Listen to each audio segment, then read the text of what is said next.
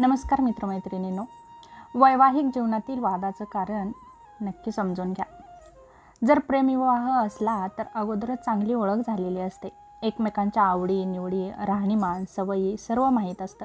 पण संसार टिकवण्यासाठी सर्वच गोष्टी कराव्या लागतात. त्यापेक्षाही अधिक एकमेकांना समजून घ्यावं लागतं, तेव्हा संसार टिकतो. आजकाल आधुनिक जीवनशैली आली आहे. कोणीही तेच जगणं पसंत करतंय.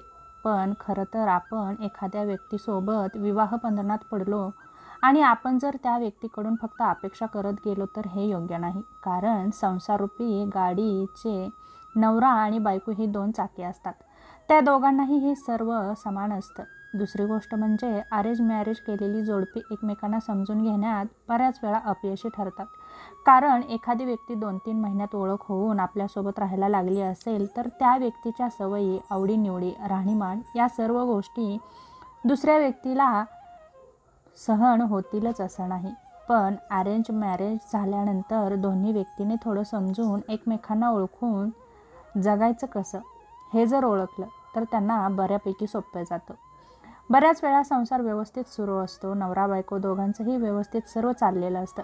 पण घरातील मंडळी त्यांच्या नात्यात दुरावा येईल अशी कानभरणी करत असतात. खरं तर या लोकांचं काहीही ऐकू नये असं मी म्हणेन.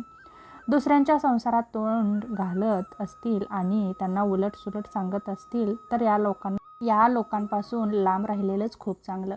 लग्न झाल्यानंतर मुलीचे किंवा मुलाचे नातेवाईक जर म्हणत असतील की मी तुला याच्यापेक्षा चांगला मुलगा किंवा मुलगी बघून दिली असती, तर अशा रिकामटेकड्या व्यक्तींना तुम्ही तुमच्या आयुष्यात अजिबात स्थान देऊ नका. कारण दुसऱ्याच्या संसाराचा खेळखंडोबा करण्याचा त्यांना कुणीही अधिकार दिलेला नाही. आपल्या जोडीदाराविषयी कोणी काही सांगत असेल तर फक्त समोरचा व्यक्ती म्हणतो म्हणून विश्वास करून आपल्या जोडीदाराला त्रास होईल असं वर्तन करू नका. कारण तुमचे कधी मुद्दामही कान भरून दिले जातात. जर नवरा फक्त त्याच्या आई, ताई, भावच किंवा आणखी कोणत्या नातेवाईकांचं जर ऐकत असेल किंवा मावशी, काकू, काका, मामी, मामी यांचं जर ऐकत असेल आणि पत्नीला त्रास देत असेल, असं वर्तन करत असेल तर तो मुलगा एका चांगल्या संसाराचा तमाशा करत असतो.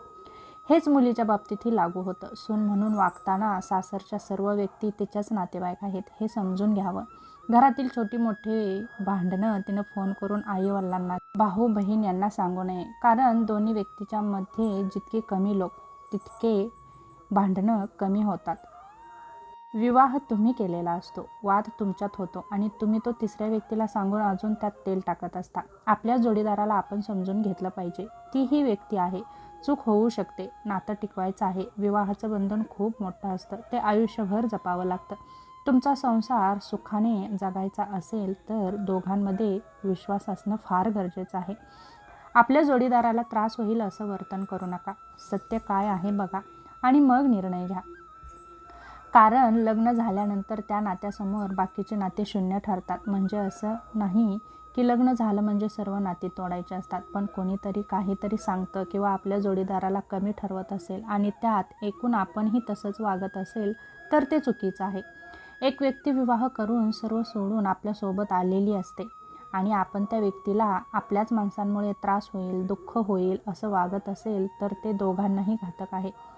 सुखी संसार हवा असेल तर एक नियम करायचा की कोणाचं एकूण कधीच आपल्या जोडीदाराविषयी संशय किंवा मनात शक निर्माण करायचा नाही. चूक कोणाची झाली, का झाली याचा विचार करून व्यवस्थित निर्णय घ्यावा. शकुनी मामांचं ऐकून आपला संसार अजिबात तोडू नये. जर तुम्ही तसे करत असाल तर तुमचा संसार कधीच सुखाने होणार नाही.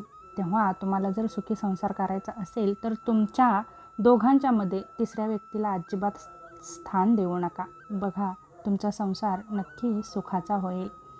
तेव्हा हा छोटासा व्हिडिओ कसा वाटला नक्की सांगा.